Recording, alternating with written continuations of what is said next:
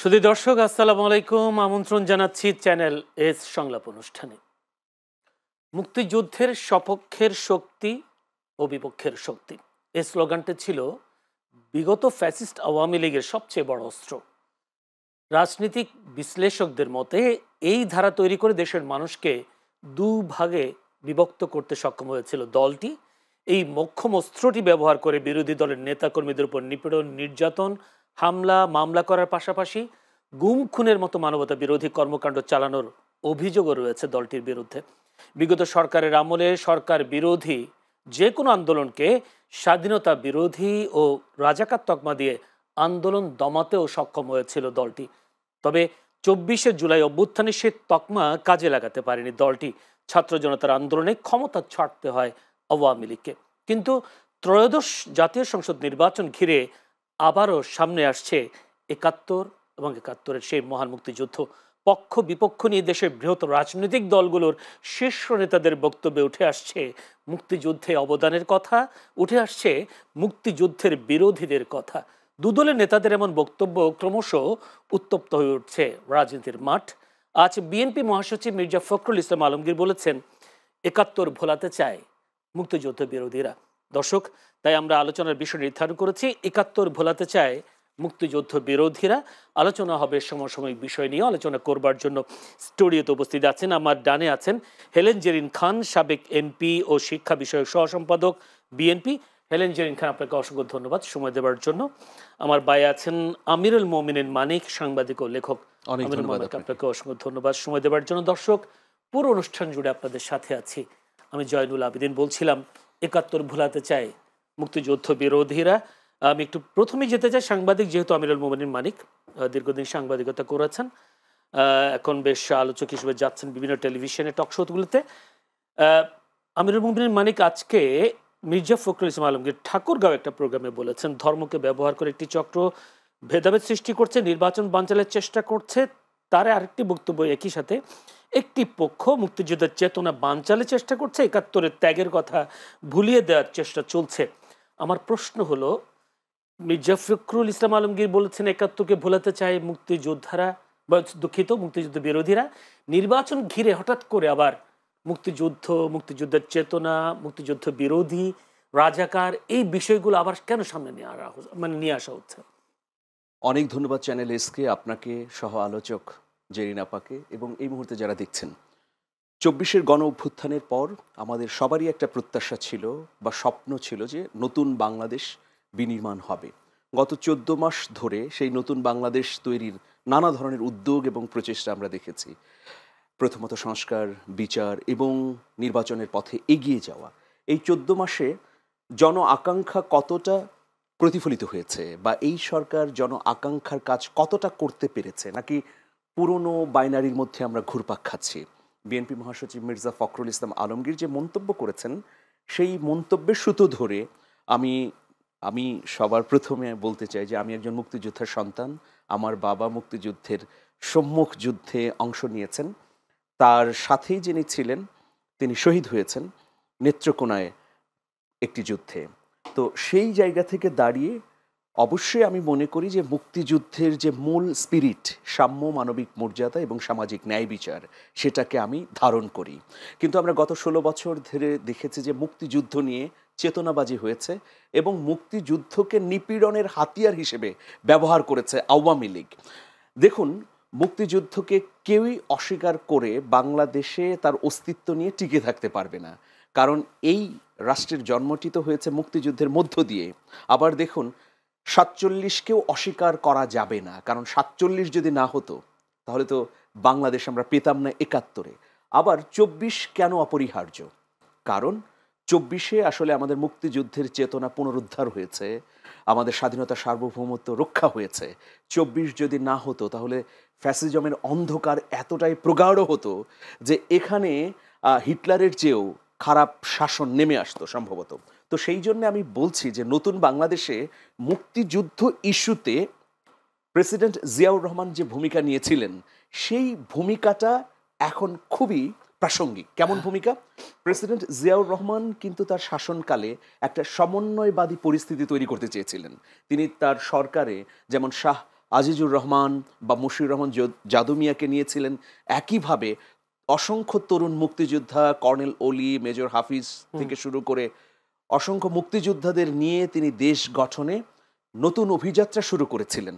তিনি কিন্তু বিভক্তি করেননি। যাদের বিরুদ্ধে গণহত্যা, ধর্ষণ, অগ্নিসংযোগ, লুটপাটের অভিযোগ নেই, যারা কেবলমাত্র রাজনৈতিক কারণে ওই সময় বিরোধী পক্ষে অবস্থান নিয়েছিলেন, তাদেরকেও আসলে তিনি জায়গা দিয়েছিলেন তার মন্ত্রিসভায়। দেখুন, আমি কদিন আগে বিএনপির স্থায়ী কমিটির সদস্য মির্জা আব্বাস সাহেবের একটা সাক্ষাৎকার নিয়েছিলাম। তো সেই সাক্ষাৎকারে তিনি বললেন যে যখন প্রথম 1979 পর মন্ত্রিসভা গঠন করলেন প্রেসিডেন্ট জিয়াউর রহমান, তখন মির্জা আব্বাস তরুণ ছিলেন। তিনি তাকে গিয়ে জিজ্ঞেস করলেন যে আপনার মন্ত্রিসভায় কেন এই রাজাকারদের স্থান দিলেন? তখন প্রেসিডেন্ট জিয়াউর রহমান বলেছিলেন, এটা মির্জা আব্বাসের ভাষ্য, বলেছিলেন যে দেখো, দেশটাকে তো পুনর্গঠন করতে হবে। আমি যদি যারা যোগ্য মেধাবী আছেন কিন্তু রাজনৈতিক কারণে বিরোধিতা করেছেন, এখন বাংলাদেশকে মেনে নিয়েছেন, তাদেরকে একেবারে ঝেঁটিয়ে বিদায় করে দেই, তাহলে কিভাবে দেশটা পুনর্গঠন করব? সবাইকে নিয়েই বাংলাদেশ করতে হবে, তবে অবশ্যই অপরাধীদের নিয়ে নয়। এটা ছিল প্রেসিডেন্ট জিয়াউর রহমানের স্টেটমেন্ট। তো আমি এখন যেটা বলবো যে দেখুন, ভারতের সাউথ ব্লক যেভাবে গত 16 বছর আমাদের মুক্তিযুদ্ধকে চিত্রিত করেছে, সেই চিত্রায়ন কিন্তু এই দেশের মানুষ প্রত্যাখ্যান করেছে। যে রাজাকার আর হচ্ছে মুক্তিযোদ্ধা, মুক্তিযুদ্ধের চেতনা, মুক্তিযুদ্ধের পক্ষের শক্তি, বিপক্ষের শক্তি, এইভাবেই যদি আমরা চিত্রায়ন করি তাহলে সেটা বুমেরাং হবে। যেমন আমরা তো দেখেছি জুলাই আগস্ট গণঅভ্যুত্থানের আন্দোলনে বিশ্ববিদ্যালয়ের ছাত্রছাত্রীরা কিভাবে রাজপথে নেমে এসেছে। তুমি কে, আমি কে, রাজাকার রাজাকার, কে বলেছে কে বলেছে, স্বৈরাচার স্বৈরাচার, মানে নিজেকেই রাজাকার হিসেবে উপস্থাপন করে নালিফাই ভিলিফাই করে দিয়েছে শেখ হাসিনার সেই ভাষণকে। তো সেই জন্যে এই জায়গাটিতে কথা বলতে হলে আমার মনে হয় যে ভারতীয় সাউথ ব্লকের দৃষ্টিভঙ্গিতে না, নিজস্ব ইতিহাস, প্রেক্ষাপট এবং সামগ্রিক বাস্তবতার আলোকে রাজনীতিটা আসা। আমি আমিনুল মানিক, আমার প্রশ্ন যেটা ছিল আসলে এই বিষয়টা আবার নিয়ে আসাটা আমাদের রাজনীতির ভবিষ্যতের জন্য আসলে কি করছি?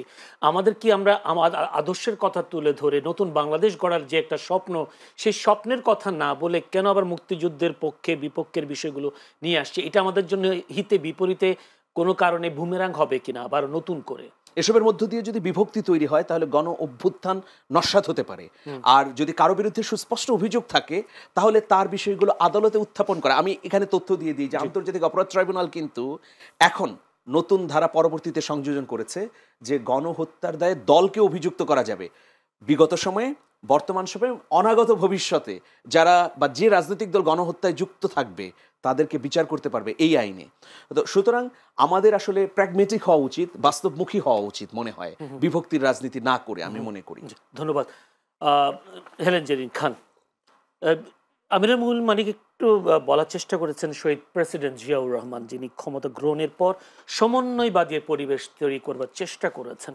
সেখানে তার দলের বিভিন্ন মতের আদর্শের যারা আছেন তাদেরকে তার দলে সংযুক্ত করবার চেষ্টা করেছেন। হঠাৎ করে আবার নতুন করে, যেহেতু আমরা 24-এর অভ্যুত্থানের পর নতুন বাংলাদেশের স্বপ্ন দেখছে, বিশেষ করে অভ্যুত্থানে যে স্টেক হোল্ডাররা ছিল, যারা আন্দোলন করেছে, জীবন দিয়েছে, বিএনপি বলুন, জামায়াত বলুন, এনসিপি বলুন, সবাই যা এই অংশগ্রহণে ছিল, হঠাৎ করে আবার নতুন করে নির্বাচনী বক্তব্য, নির্বাচন সামনে, নির্বাচনী বক্তব্যগুলো দেওয়ার সময় বিএনপি শীর্ষ নেতাদের মুখে, যদি বলে জামায়াত নেতাদের মুখে, এই ধরনের বক্তব্যগুলো মুক্তিযুদ্ধের পক্ষে, মুক্তিযুদ্ধের বিপক্ষে, কার বাবা রাজাকার ছিল, কার বাবা রাজাকার ছিল না, এই বিষয়গুলো আবার তুলে নিয়ে আসা হচ্ছে।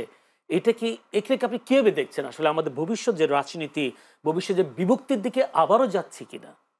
ধন্যবাদ আপনাকে, ধন্যবাদ দর্শক শ্রোতাদেরকে, এবং সহ আলোচক হিসাবে আমিনুল মোমিনুল মানিক এখানে এসেছেন। অত্যন্ত জনপ্রিয় উপস্থাপক ছিলেন অনেকদিন, আমার মনে ইসলামিক টিভিতে না, দিগন্ত টিভিতে, এছাড়া আরেকটা ইউটিউবেও সম্ভবত চেঞ্জ টিভিতে। আমি তার অনেক নিউজগুলো দেখি, তার বক্তব্য শুনি, অসাধারণ বলেন, খুব ভালো লাগে। তো আমি আমার ব্যক্তিগত পক্ষ থেকে তাকে ধন্যবাদ দিচ্ছি। আপনি যে বিষয়টা বললেন, এগুলো হয় কি, নির্বাচন আসলে কিংবা নির্বাচনকে সামনে রেখে অনেক ধরনের বক্তব্যই আসে। এবং আপনি জানেন যে বিএনপি জাতীয়তাবাদী দল হিসেবে বিএনপির সবচেয়ে গর্বের জায়গা যে বিষয়গুলো, সেগুলো তো বিএনপি জাতির সামনে উপস্থাপন করবেনই। বিএনপির সবচাইতে যদি আমরা গৌরবোজ্জ্বল অধ্যায় কিংবা গৌরবের জায়গা যেটা বলি, সেটা তো প্রথমত যে আমাদের জাতীয়তাবাদী দলের প্রতিষ্ঠাতা, মহান স্বাধীনতার ঘোষক শহীদ রাষ্ট্রপতি জিয়াউর রহমান, যিনি নিজে স্বাধীনতার ঘোষণা দিয়েছিলেন, নিজে অস্ত্র হাতে যুদ্ধ করেছেন, দেশ স্বাধীন করেছেন। এবং আপনি জানেন যে বিএনপির শুধুমাত্র শহীদ রাষ্ট্রপতি জিয়াউর রহমানই একমাত্র সেক্টর কমান্ডার কিংবা বীর মুক্তিযোদ্ধা, বীর উত্তম ছিলেন না। বিএনপির আরও অসংখ্য মানে নেতারা ছিলেন, এখন অনেকেই সিনিয়র হয়ে গিয়েছেন, আমাদের জাতীয় স্থায়ী কমিটির সদস্যবৃন্দ, এছাড়া অন্যান্য নেতৃবৃন্দ। বলা হয় যে বিএনপিতে সবচেয়ে বেশি বীর মুক্তিযোদ্ধা, বীর উত্তম, বীর বিক্রম জায়গা এখানে সবচাইতে বেশি। সেই কারণে বিএনপির গর্বের জায়গাগুলো তো বিএনপি বলবেই। এছাড়া আপনি রাজাকারও আছে, এছাড়া আপনি জানেন বলা হয়ে থাকে, কিন্তু দল হিসাবে ব্যক্তি বিশেষ আছে কিনা আমি একেবারেই নির্ভুলভাবে বলতে পারবো না, তবে আমার জানা মতে নেই। তো আমি খুব বেশি আপনাকে এই জায়গায় খুব বেশি স্পষ্ট করে বলতে চাই না। ভিতরে হয়তো বা থাকতে পারে, কিন্তু আমাদের জানা মতে নাই। তো যেটা বলতে চাই যে বিএনপি হলো মুক্তিযোদ্ধার দল, এবং আমরা যেহেতু যতদিন এই বাংলাদেশ থাকবে, বাংলাদেশ নামে রাষ্ট্রটি থাকবে, বাংলাদেশের মাটি মানুষ থাকবে, ততদিন আমি মনে করি বাংলাদেশের মানুষের হৃদয়ে মুক্তিযুদ্ধের বিষয়টা স্বর্ণাক্ষরে লেখা থাকবে। এটা আপনি আজকে বলেন, আরো 10 বছর পরে বলেন, আরো 100 বছর পরে বলেন, 100 বছর পরে বলেন, মুক্তিযুদ্ধের এই বিষয়টা মানুষ উচ্চারণ করবে, স্মরণ করবে শ্রদ্ধা ভরে। হ্যাঁ, কাজেই সেই জিনিসটা বিএনপি যখন বলবে, সেটা যদি আপনারা ভিন্নভাবে নিতে চান, আমার মনে হয় সেটা সঠিক হবে না। কারণ বিএনপির পজিটিভ জায়গাগুলা, গর্বের জায়গাগুলা বিএনপি কিন্তু বলবে না। তো আমার মনে হয় আমাদের সংগ্রামী মহাসচিব সেই বিষয়টাই বলছেন। এবং যেহেতু এখন নির্বাচন কেন্দ্রিক সব জায়গায় বক্তব্য বিবৃতি হচ্ছে, পার্শ্ববর্তী আপনি জানেন যে যুদ্ধের সময়, মহান মুক্তিযুদ্ধের সময় জামাতের ভূমিকাটা যে জায়গাটা ছিল, তাদের অনেক সময় মুক্তিযুদ্ধের কথা বললে কিংবা এই বিষয়গুলো বললে তারা অনেক সময় পজিটিভলি না নিয়ে অনেক ক্ষেত্রে নেগেটিভলি নিতে চায়। তবে আমার মনে হয় কি, এগুলা তারা যত বেশি ওভারলুক করবেন তাদের জন্য ভালো। কারণ তাদের যেহেতু জামাত, কারণ তাদের যেহেতু তাদের যেহেতু এই বিষয়গুলা নিয়ে জাতির সামনে এখনো অনেকভাবে, যদিও আমরা দেখেছি জামাতের আমির তিনি নিউ ইয়র্কে গিয়ে তিনি বলেছিলেন, ক্ষমা চেয়েছেন, যদিও বলেছেন 47কে কেন্দ্র করে তিনি বলেছেন যে 47 থেকে শুরু করে 24 পর্যন্ত, মানে সেই দিন পর্যন্ত যেদিন তিনি ক্ষমা চেয়েছেন সেই দিন পর্যন্ত যদি কোনো ভুল হয়ে থাকে ক্ষমা চেয়েছেন। তো এই ক্ষমাগুলা ব্যক্তি বিশেষ ক্ষমা এইভাবে একটা দলের কিন্তু হয় না। এগুলার কতগুলো প্রক্রিয়া আছে, সেই প্রক্রিয়া যতদিন পর্যন্ত না যাবে ততদিন পর্যন্ত কিন্তু জামাত এই ধরনের বিতর্কের সৃষ্টি হবে। প্রশ্নটা হচ্ছে এই জায়গায় মুক্তিযুদ্ধের পক্ষের শক্তি বিপক্ষের শক্তি, এটা আওয়ামী লীগের একটা কাজটা ছিল। এই ধারা অব্যাহত রাখতে গিয়ে আপনি যদি শহীদ প্রেসিডেন্ট জিয়াউর রহমান, যিনি মুক্তিযুদ্ধের ঘোষণা দিয়েছেন, যুদ্ধ করেছেন বলছেন আপনি, আমরা সবাই জানি, দেশের মানুষ জানে, কিন্তু তাকেও তো পাকিস্তানের চর বলেছে, সেই মুক্তিযুদ্ধের বিপক্ষে শক্তি বলেছিল। দেখুন, কিন্তু এই ধারাটা, এই ট্রাম্প কার্ডটা আবার নতুন করে রাজনীতির মাঠে আসা, যারাই বলুক, সেটা বিএনপি বলুক, জামায়াত বলুক, যেই বলবে বলুক, এই আশাটাকে, এটাকে পক্ষ বিপক্ষে করে দেওয়াটাকে আপনি কোনো অশনি সংকট মনে করেন কিনা? আপনারা কেন, বিএনপি যদি ওই মুক্তিযুদ্ধের কথা বলে, তাহলে আপনারা কেন আওয়ামী লীগের সাথে এক করে দেখেন? আওয়ামী লীগ তো মুক্তিযুদ্ধের চেতনা বিক্রি করে জাতিকে ধ্বংস করেছে, বিভিন্ন দলগুলার উপরে অত্যাচার করেছে, নির্যাতন করেছে, গণতন্ত্র হত্যা করেছে। বিএনপি কি সেই কাজটি করে? আর শহীদ রাষ্ট্রপতি জিয়াউর রহমানের কথা বললেন মানিক, যেটা বলেছেন সত্যিকার অর্থেই তো যে জাতীয়তাবাদী দল, এই দলটি হচ্ছে একটা মধ্যপন্থার দল, এবং এই দলটি অনেকে বলে থাকে যে একটা ফুলের ঝুড়ির মতো। একটা ফুলের ঝুড়ি করতে যেমন গোলাপ লাগে, গন্ধ লাগে, গন্ধরাজ লাগে, রজনীগন্ধা লাগে, সূর্যমুখী লাগে, মানে আপনার যত সুন্দর সুন্দর ফুল ওখানে দিতে পারবে, ওই ঝুড়িটা তত বেশি আকর্ষণীয় হবে। তো জাতীয়তাবাদী দলটা হচ্ছে ওই রকম। শহীদ রাষ্ট্রপতি জিয়াউর রহমান কিন্তু জাতীয়তাবাদী দলের সমস্ত মেধাবীদেরকে তিনি এই দলে নিয়ে এসেছিলেন এবং এটা সত্যি যে তিনি সকল বিভেদ কিন্তু দূর করে দিয়ে এই জাতিকে এক করে দিয়ে তিনি কিন্তু সামনের দিকে এগিয়ে চেয়েছিলেন। সেই কারণে শহীদ রাষ্ট্রপতি জিয়াউর রহমান আজও বাংলাদেশের মানুষের কাছে সবচেয়ে জনপ্রিয়। পুরো প্রশ্নের উত্তরটা আমি পাইনি। আমি জাস্ট চাচ্ছিলাম যে নতুন বাংলাদেশে নতুন আমার দলের আদর্শটাকে আমি মানুষের কাছে রিপ্রেজেন্ট করব, নাকি আবারও সে মুক্তিযুদ্ধের পক্ষে বিপক্ষে শক্তি নিয়ে আমার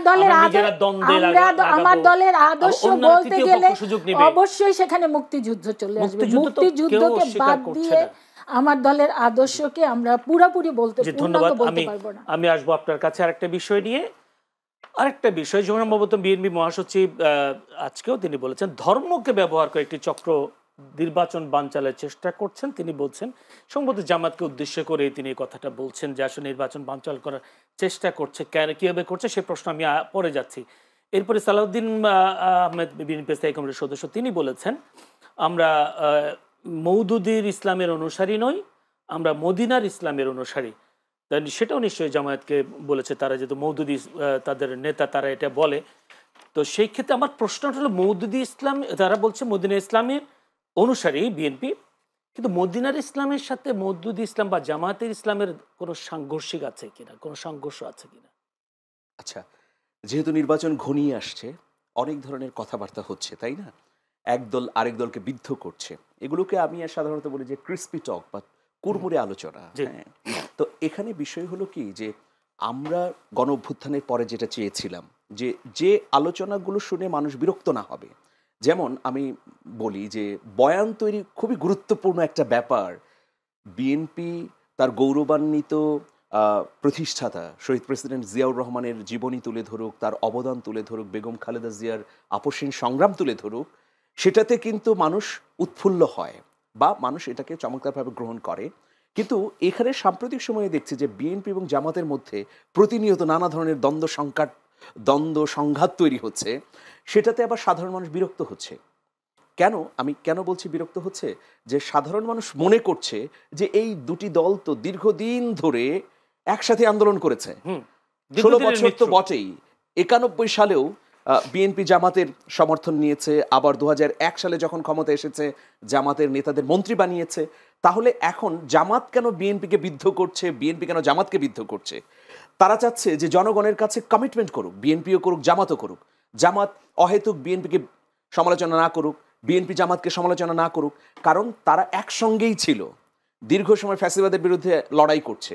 এখন নিজস্ব স্বার্থ দলীয় দৃষ্টিভঙ্গির কারণে তারা যদি দ্বন্দ্ব সংঘাতে জড়িত হয়, এই যে এখন আবার রাজপথে আন্দোলন দেখছি, এই যে একটা আশঙ্কা দেখছি, হ্যাঁ, দুই পক্ষ অনড় হয়ে আছে, সেটা মানুষকে বিরক্ত করছে। আর যে ধর্মের প্রসঙ্গ বললেন, এই প্রসঙ্গগুলো আসবে নানাভাবে। এই প্রসঙ্গগুলো আসবে, যেমন আপনি বলছেন যে মওদুদী ইসলাম নাকি মদিনার ইসলাম, এটা আসলে ব্যাখ্যা যদি জামাতের কোনো নেতা থাকতেন তাহলে হয়তো সুস্পষ্টভাবে দিতেন। কিন্তু আমি মনে করি যে এখন যেহেতু হাতে আমাদের খুব কম সময়, নির্বাচন প্রায় চলে এসেছে, আমরা 2 মাসও সময় পাবো না। এই সময়ে আমি এলাকায় কি কাজ করব, আমি কেন ক্যাপাবল, আমি কেন সামর্থ্যবান এলাকার মানুষের আকাঙ্ক্ষা পূরণের জন্য, সেগুলো যদি সব রাজনৈতিক দলের নেতারাই তুলে ধরেন এবং অঙ্গীকার করেন, তাহলে এই যে ছাত্র জনতা জীবন দিয়েছে, এটার আকাঙ্ক্ষা কিছুটা হলেও পূরণ হবে বলে আমি মনে করি। সেই কথাটা আমি চাচ্ছিলাম যে এই মুক্তিযুদ্ধ বিরোধী বা মুক্তিযুদ্ধ রাজাকার এই বিষয়গুলো মানুষ প্রত্যাখ্যান করেছে, বিশেষ করে যদি ফেসিস্ট আওয়ামী লীগ সরকারের আমলের প্রত্যাখ্যান করেছে, কারণ তারা চেতনাবাজি করেছে, মুক্তিযুদ্ধের চেতনার নাম দিয়ে ব্যাংক লুট করেছে, গুম করেছে। তো সেটা তো মানুষ গ্রহণ করবে না ওইভাবে। কিন্তু আপনি যদি জিয়াউর রহমানের মুক্তিযুদ্ধের গৌরবান্বিত ইতিহাস তুলে ধরেন, মানুষ আপ্লুত হবে, ইতিহাসে ফিরে যাবে। বেগম খালেদা জিয়ার এখানে কোনো দ্বিমত নেই, যিনি আপসীন নেত্রী, হ্যাঁ, তার যিনি দেশ ছেড়ে কোনোদিনও পালায়নি। যে আমাদের বিএনপি বলতে পারে যে আমাদের রাজনৈতিক দলের নেতা দুজনই, প্রেসিডেন্ট জিয়াউর রহমান এবং বেগম খালেদা জিয়া, তারা কোনো সংকটেই বাংলাদেশ ছেড়ে যাননি। তার ত্যাগের তো কোনো সীমা নেই, তাই না? ছেলে তারই সামনে এটা তো অত্যন্ত গুরুত্বপূর্ণ বিষয় একটা রাজনৈতিক দলের যারা আইকন। তো সেই বিষয়গুলো আমার মনে হয় যে বিএনপি তুলে ধরা বেশি প্রয়োজন, বিতর্কিত বিষয় আমি এটা মনে করি, বন্ধ করার জন্য। ধন্যবাদ দর্শক, আমরা ছোট্ট একটা বিরতিতে যাচ্ছি, আমাদের সঙ্গে থাকবেন।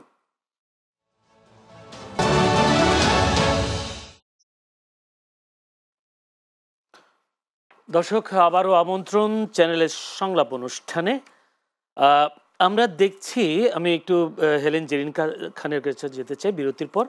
হেলেন জেরিন খান, আমরা দেখছি জামায়াত তাদের আন্দোলন রাজপথে করছে, আবার ওদিকে আলোচনার কথাও বলছেন, বিএনপির সাথেও আলোচনার কথা বলেছেন। বিএনপি বলেছে সরকার ডাকলে তারা আলোচনায় বসবে। এখন গণভোট জুলাই সনদ বাস্তবায়ন, এই বিষয়গুলো নিয়ে আসলে দ্বন্দ্ব, এগুলো বাস্তবায়ন। গণভোট কেউ আগে চায়, কেউ একই দিনে চায়। কিন্তু জামায়াত রাজনীতির মাঠে, আবার বিএনপিও কি রাজনীতির মাঠে নামবে কিনা এইসব বিষয়, যদিও এরই মধ্যে কয়েকজন শীর্ষ নেতা বলেই দিয়েছেন যে তারা যদি রাজনীতির মাঠে নামে ট্যাবলেট খাওয়ার সময় বা সময়ও তারা খুঁজে পাবে না।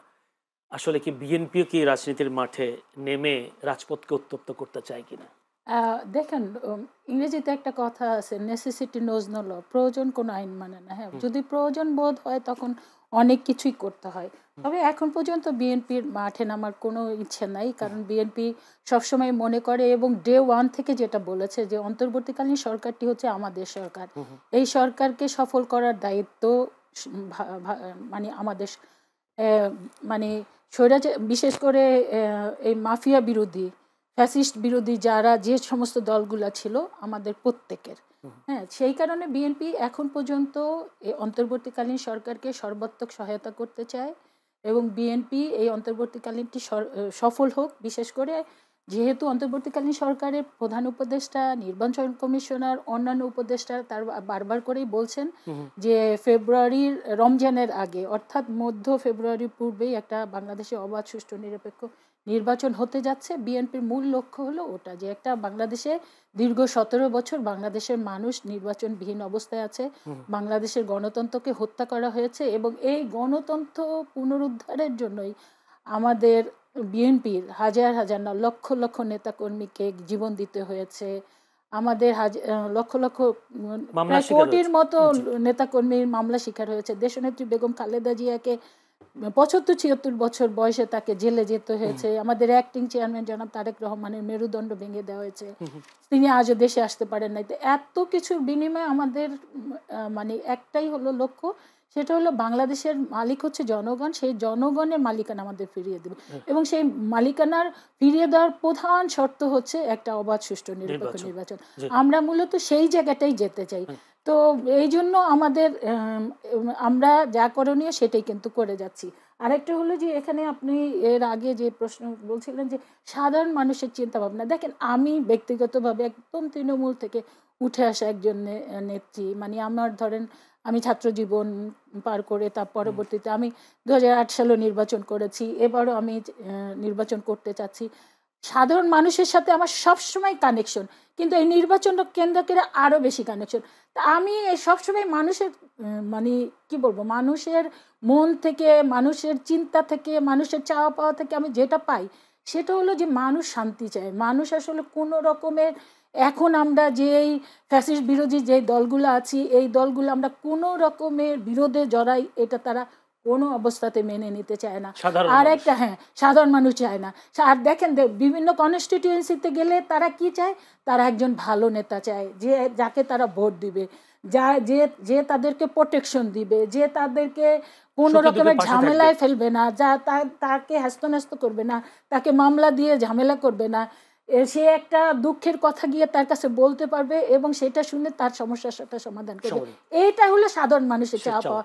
তারপরে ধরেন তরুণরা কি চায়, তারা মানে শিক্ষা গ্রহণ করে তারা একটা ভালো জব চায় এবং আপনি যারা ভালো শিক্ষা নিতে পারে নাই তারা কি চায়, তারা তাদের ওই অবস্থায় তারা একটা কর্মসংস্থানের ব্যবস্থা চায়। এই হলো সাধারণ মানুষের চিন্তা ভাবনা। অর্থাৎ তাদের কথা হলো তারা শান্তি চায়, তারা শান্তিতে বাঁচতে চায়, যেখানে কোনো ঝামেলা হবে না, যেখানেই হবে না, তাদের পরিশ্রমের দ্বারা তারা অর্থ উপার্জন করবে, তাদের সুন্দরভাবে সংসার পরিচালনা হবে। এই হলো সাধারণ মানুষের চাপা। সেখানে যদি কোনো দল বিরোধ সৃষ্টি করতে চায়, আমার মনে হয় তাদেরকে এই জাতি প্রত্যাখ্যান করবে।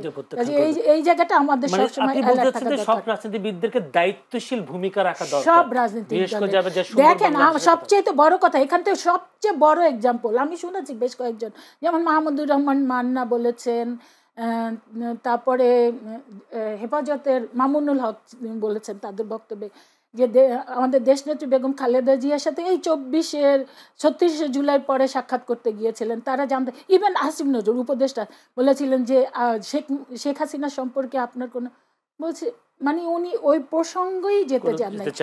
এত উদারতা, এত নির্যাতনের পড়েন যে এত বড় নেত্রী এত নির্যাতন সহ্য করার পরে একটা শব্দ উচ্চারণ করে নাই। এই জায়গা থেকেই তো আমরা আমাদের অ্যাক্টিং চেয়ারম্যান জনাব তারেক রহমানের দেখেন তার প্রত্যেকটা বক্তব্য, চেয়ারপারসনের কাছ থেকে তার প্রত্যেকটা বক্তব্য দেখেন, তাকে কিন্তু চরম নির্যাতন করা হয়েছিল, একদম মৃত্যুর মুখোমুখি।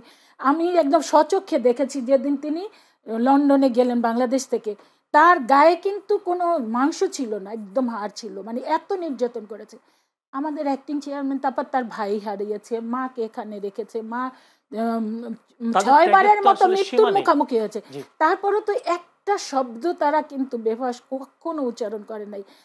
এর থেকে এই জাতি এদের কাছ থেকে তো অনেক কিছু শিক্ষা। ধন্যবাদ। আমি একটু যেতে চাই আমিরুল মুমিন মানিক, আমি যেই বিষয়ে আলাপ করতে চাই, কালকে 11 নভেম্বর জামায়াত ইসলামী সহ 8 দল তারা রাজপথে কালকে সমাবেশ করবে। তারা অবশ্যই 11 নভেম্বর আলটিমেটাম দিয়েছিল, সেখানে তাদের নেতা নো হাঙ্কি পাঙ্কি ধরনের কথা বলেছিলেন, মানে তারা দাবি চায়, তারা ঘি লাগবে, আঙ্গুল বাঁকা করার কথা বলেছে। এরপরে 11 শেষ হলে 11 নম্বর কালকে শেষ হচ্ছে এবং কালকে তারা জামায়াত সহ 8 দল আন্দোলন করবে। আমার প্রশ্ন হচ্ছে, এই 8 দল রাজনীতির মাঠকে আবার উত্তপ্ত করতে চাইছে, যদি বিএনপিও সে একইভাবে রাজনীতির মাঠে নামে, রাজপথে নামে, পরিস্থিতি আসলে কোন দিকে যাবে? এখানে দুটো বিষয়, একটা হচ্ছে যে ধারাবাহিকভাবে জাতীয় ঐক্যমত্য কমিশন রাজনৈতিক দলগুলোর সঙ্গে বৈঠকে বসেছে, সেই বৈঠক হবার পর তারা একটা জুলাই সনদ প্রণয়ন করেছে, সেই সনদ ঘটা করে প্রকাশও করেছে। এরপরে যে দ্বন্দ্ব সংঘাত শুরু হলো, কারণ ওই সনদের সঙ্গে ব্যত্যয়, যে প্রতিশ্রুতি সরকার দিয়েছিল সেই প্রতিশ্রুতির সঙ্গে রাজনৈতিক দলগুলোর চিন্তার তফাৎ। এখন আমরা কি দেখতে পাচ্ছি যে বিএনপির পক্ষ থেকেও এটা বলা হয়েছে যে জামাতের আহ্বানে তারা বসবে না। আবার অন্যদিকে জামাতের 11 নভেম্বর মানে রাত পোহালেই জামাত সহ 8 দলের সমাবেশ, তার মানে আগুনে ঘি ঢেলে দেওয়ার মতো একটা পরিস্থিতি হলো। এখন দেখুন, এই গণ অভ্যুত্থানকে কিন্তু মেনে নেয়নি আমাদের পাশের প্রতিবেশী দেশ ভারত। তারা গত 14 মাস ধরেই ফাঁদ পেতেছিল, ফাঁদ পেতে আছে এখনো। তারা চাইছে যে ডিভাইড অ্যান্ড রুল, যদি এই অভ্যুত্থানকারী রাজনৈতিক দলগুলোর মধ্যে বিভক্তি তৈরি হয় তাহলে সেই সুযোগে তারা তাদের এজেন্ডা বাস্তবায়ন করবে। তারা নির্বাচনের টাইমলাইন ঘোষণার আগে খুব দৃঢ়তার সঙ্গে বলেছে, মানে ভারতের পররাষ্ট্র মন্ত্রণালয়, যে বাংলাদেশের নির্বাচিত সরকার এলে সম্পর্ক উষ্ণতায় নিয়ে যাবে। এবং আরেকটি কথা বলেছে যে দ্রুততম সময়ের মধ্যে যেন ডক্টর মোহাম্মদ ইউনূসের সরকার নির্বাচনের তারিখ ঘোষণা করে। কিন্তু অবাক এবং বিস্ময়কর ব্যাপার হচ্ছে, নির্বাচনের ডেডলাইন ঘোষণার পর কোনো ধরনের স্বাগত জানায়নি ভারতের পররাষ্ট্র দফতর। এটা একটা অবাক ব্যাপার। তাহলে এখন কোন এজেন্ডা নিয়ে বা কোন চিন্তায় তারা বসে আছে? যে একটা অস্থিতিশীল পরিবেশ তৈরি হোক, যার মধ্য দিয়ে নির্বাচন বানচাল হয়ে যাক, নতুন আরেকটি পরিস্থিতি এলে এখানে আওয়ামী লীগের পুনর্বাসন সহজ হবে। এইরকম প্রেক্ষাপটে রাজনৈতিক দলগুলো যদি পরস্পর বিভক্ত হয়ে ছেলে মানুষই বা আবেগী কর্মকাণ্ড করে তাহলে সেটা খুবই দুঃখজনক। এখন তাহলে কি করতে হবে? অন্তর্বর্তী সরকার 23 নভেম্বর ঘোষণা দিয়েছিল যে রাজনৈতিক দলগুলো যদি এই সংকটের সমাধান না করতে পারে তাহলে তারা সিদ্ধান্ত নেবে। এখন দ্রুততম সময়ের মধ্যে তাদেরকে সিদ্ধান্ত জানিয়ে দেওয়া উচিত যে আমরা এভাবে জুলাই সনদ বাস্তবায়ন করব, এই সময়ে গণভোট হবে এবং আমরা ফেব্রুয়ারির এই তারিখে নির্বাচন করব। আমি যতটুকু তথ্য জানতে পেরেছি ভেতরের, যে গণভোট নির্বাচনের দিন হচ্ছে, মানে একই সময় হচ্ছে। জামাতের দাবি এক্ষেত্রে মানা হচ্ছে না, 1। 2 নম্বর হচ্ছে নোট অফ ডিসেন্ট থাকছে না, মানে বিএনপির দাবি মানা হচ্ছে না। আর এই নভেম্বরের শেষ দিকে বা 20 তারিখের মধ্যে জুলাই সনদ সাংবিধানিক আদেশের মধ্য দিয়ে জারি করবে সরকার। তবে একটা বিষয় আলোচনা হচ্ছে যে প্রধান বিচারপতি যেমন রেফারেন্ডাম দিয়েছিলেন এই অন্তর্বর্তী সরকারের, ঠিক একইভাবে সরকারের কোনো উপদেষ্টা বা বিশেষজ্ঞরা চাইছেন যে সরকার এখন প্রধান বিচারপতির কাছে এই বিষয়ে একটা মতামত চাক গণভোট জুলাই সনদের বিষয়ে। তাহলে যদি প্রধান বিচারপতি একটা মতামত দেন তাহলে সেটাকে অস্বীকার করা বা না মেনে নেওয়ার আর কোনো কারণ থাকবে না রাজনৈতিক দলগুলোর কাছে। এটা সেই সেই দিনটা মানে গতকাল বা যত দ্রুত হবে আগামীকাল হয়তো সেরকম একটা সিদ্ধান্ত হতে পারে, হতে পারে, বা যেহেতু রিজওয়ানা হাসান বলেছেন খুব শীঘ্রই সিদ্ধান্তটা জানিয়ে দেওয়া হবে, যেহেতু রাজনৈতিক দলগুলো এখনো সিদ্ধান্ত তাদের কাছে জানাতে পারে, সে জানাতে পারে। আমি একটু যেতে চাই হেলেন জেরিন খানের আসনে একটু যেতে চাই। হেলেন জেরিন খান আসন মাদারীপুর 2। হেলেন জেরিন খান মাদারীপুর 2 1 আর 3 দিয়ে দেওয়া হয়েছে, যে যদি বলে এক আসন বিএনপি মনোনীত প্রার্থী হিসেবে নাম ঘোষণা করে জামান কামাল, নুরুদ্দিন মোল্লা, 3 আনিসুর রহমান খোকন তালুকদার। মাদারীপুর 2 আসনে এখনো খালি, জামান কামালটা বাতিল হয়ে গেছে, জি স্থগিত হয়েছে, ওনারটা স্থগিত হয়েছে, যেহেতু উনি একটা বিতর্কিত স্লোগান দিয়েছিল বিষয়টি নিয়ে। এই আপনি তো মাদারীপুর 2 থেকে নির্বাচন করেছেন, 2008 সালে করেছেন সম্ভবত, 2018 সালেও করেছিলেন, না 2008 সালে করেছিলেন আপনি। 2018 সালে আমি জানি যে নির্বাচন হবে না, সেজন্য আপনি, কারণ আমি একজন মাঠ কর্মী, আমি সারাক্ষণই মাঠে থাকতাম। আমি সিচুয়েশন দেখে আমি খুব ভালো করেই বুঝতে পারছিলাম যে কোনো অবস্থাতেই ওরা নির্বাচন করবে। আমার প্রশ্ন হলো, এখন মাদারীপুর 2 আসন নিয়েও তো দ্বন্দ্ব আছে, যে মাদারীপুর 2 আসন নিশ্চয়ই আপনি আশা করেন মনোনয়ন পাবেন? ডেফিনেটলি, কারণ আমি 2008 সালে নির্বাচন করেছি। আমি 2001-এ আমি সংরক্ষিত মহিলা আসনের এমপি ছিলাম। আমার রাজনীতির বয়স প্রায় 40 বছর। আমি 86 থেকে রাজনীতি শুরু করি।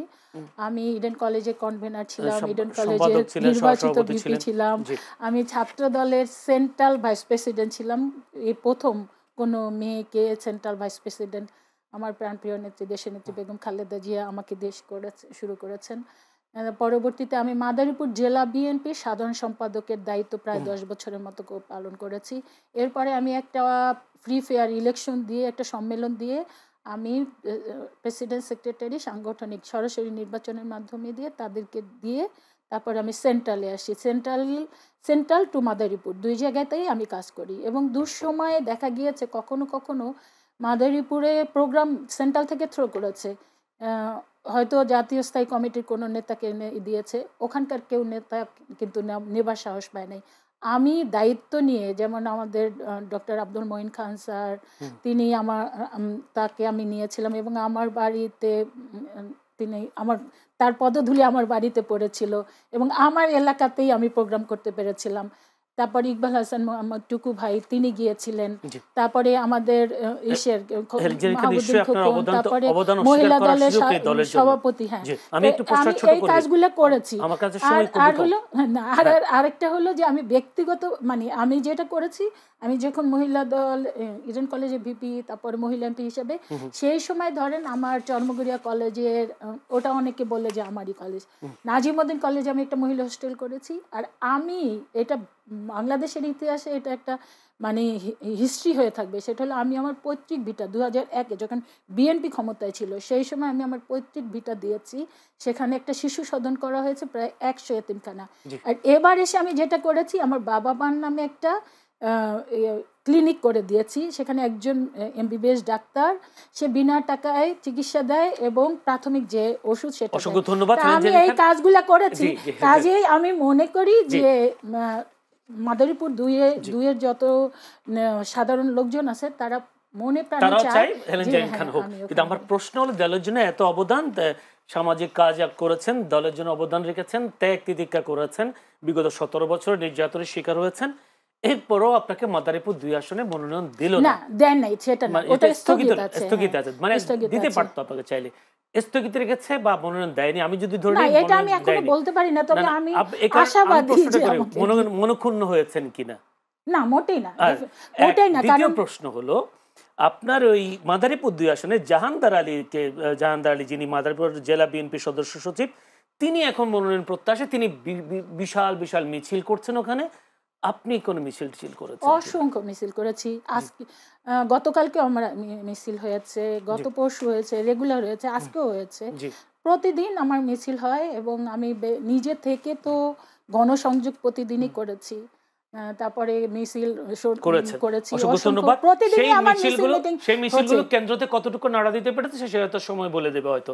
আপনারটা অবশ্যই আমি মনে করি, জাহাঙ্গীর আলী পাচ্ছে করি না নাড়া না হেলেন দেওয়ার জেরিন কোনো খান পাচ্ছে। নাড়া না দেওয়ার কোনো কারণ হ্যাঁ, নাই। সেটা হয়তো প্রত্যেকটা সময় মিছিল বলে মিটিং সময়টা বলে দেবে নাড়া হয়তো। দেবে। আমি একটু যেতে চাই বা আমিরুল মুমিন মানিকের কাছে। আমিরুল মুমিন মানিক, আপনিও নিশ্চয়ই জানেন আজকে যে ঘটনাগুলো ঘটেছে রাজধানী জুড়ে, বিশেষ করে যদি বলি আগুন আগুন নিয়ে খেলা, যেটা বললো দুটো বাস আগুনে পুড়িয়ে দেওয়া, ককটেল বিস্ফোরণ, সেই সাথে বিশেষ করে দেখলাম গ্রামীণ ব্যাংকের প্রধান কার্যালয়ে ককটেল বিস্ফোরণ, এবং মৎস্য উপদেষ্টা ফরিদ আক্তারের ব্যবসা প্রতিষ্ঠানে ককটেল বিস্ফোরণ। আবার যেহেতু 13 নভেম্বর একটা লকডাউনের ঘোষণা দিয়েছে আওয়ামী লীগ, দেশকে আবার আগুনের রাজনীতির দিকে এগোচ্ছে কিনা?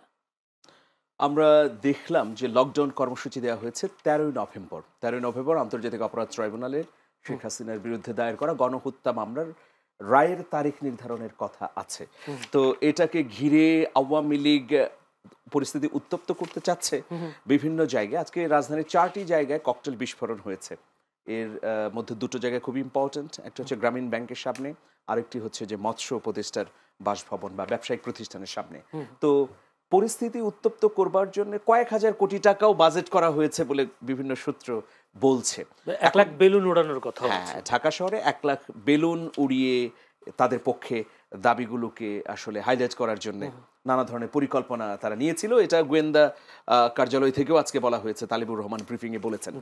তো এখন দেখুন, আওয়ামী লীগকে তার বাস্তবতায় ফেরা উচিত। আওয়ামী লীগ যদি বাংলাদেশের মানুষের জন্য রাজনীতি করতে চায় বা তারা আবার ঘুরে দাঁড়াতে চায়, তাদেরকে অবশ্যই আত্মসমালোচনার কাঠগড়ায় দাঁড়িয়ে গণহত্যার বিচারের মুখোমুখি হতে হবে। একটা রাজনৈতিক দলের বিরুদ্ধে, সেটা যে দলেই হোক না কেন, যদি কোনো ধরনের অভিযোগ ওঠে, সেই অভিযোগে অভিযুক্ত নাকি সে অভিযুক্ত না সেটা প্রমাণিত হতে হবে। এটা হচ্ছে বড় ব্যাপার। এখন যদি গায়ের জোর বা 16 বছর যেভাবে তারা দেশ শাসন করেছে সেই জনগণকে বোকা বানিয়ে আবারও মাঠে সংগঠিত হতে চায়, এটা তাদের জন্য দূরদর্শী কাজ হবে না। কিন্তু সেই কাজটি তারা অব্যাহতভাবে করছে আমরা দেখছি। তো এর মধ্য দিয়ে আসলে কি অর্জন করতে পারবে? ধরুন 13 তারিখে লকডাউন, এখানে বিশাল মানুষের সমাবেশ তৈরি হবে, হাজার হাজার মানুষ ঢাকায় চলে আসবে এইরকম, বা রাস্তা ব্লকেজ হয়ে যাবে, মানুষ রাস্তায় নামবে না, এই পরিস্থিতিটা নাই তো। তাহলে কি হবে?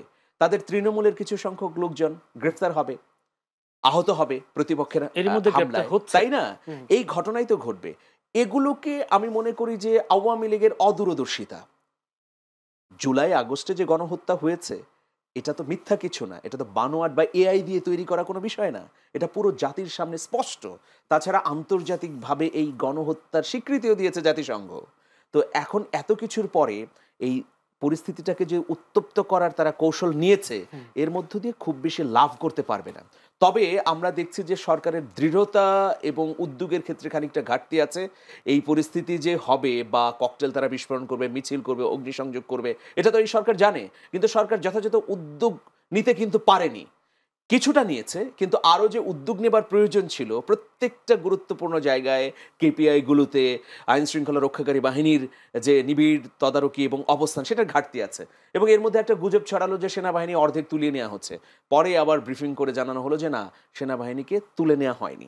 এখন দেখুন, নির্বাচিত সরকার এই জন্যই জরুরি এবং ফেব্রুয়ারির নির্বাচনটা খুবই গুরুত্বপূর্ণ। আমরা যদি ফেব্রুয়ারির ট্রেনটা মিস করি তাহলে দেশ একটা অন্ধকারের সরণিতে ঢুকে যাবে। এটা প্রত্যেক রাজনৈতিক দলকে মনে রাখা উচিত। সবাই ক্ষতিগ্রস্ত হবে, এখানে শুধু জামাত বিএনপি ক্ষতিগ্রস্ত হবে না, আরও যারা যারা আছে প্রত্যেকেই ক্ষতিগ্রস্ত হবে। যারা কোনো না কোনোভাবে গণ অভ্যুত্থানের পক্ষে ছিল, নাগরিক সমাজ, তারাও ক্ষতিগ্রস্ত হবে। আর বাংলাদেশ ক্ষতিগ্রস্ত হবে, কারণ গণতন্ত্র থেকে ছিটকে পড়বে।